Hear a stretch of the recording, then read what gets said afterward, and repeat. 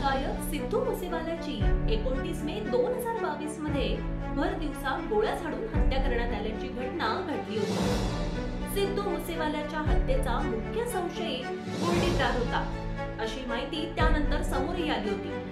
आता याच गोल्डी ब्रारची अमेरिकेत भर दिवसा गोळ्या झाडून हत्या झाल्याची बातमी समोर येत आहे।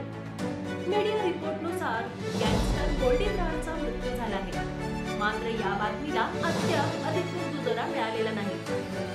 गोल्डी ब्रार याला अमेरिकेमधील फेअरमॉन्ट आणि हॉल्ट ॲव्हेन्यू येथे गोळ्या घालण्यात आल्याची माहिती मीडिया रिपोर्टनुसार समोर येत आहे। या घटनेची अद्याप पुष्टी करण्यात आलेली नाही। एका अमेरिकन वृत्तवाहिनीने या गोल्डी ब्रारची हत्या झाल्याचा दावा केला असल्याची माहिती सांगितली जाते। गोल्डी ब्रारच्या हत्येची जबाबदारी अमेरिकेतील दल्लाल लखवीरने घेतली आहे।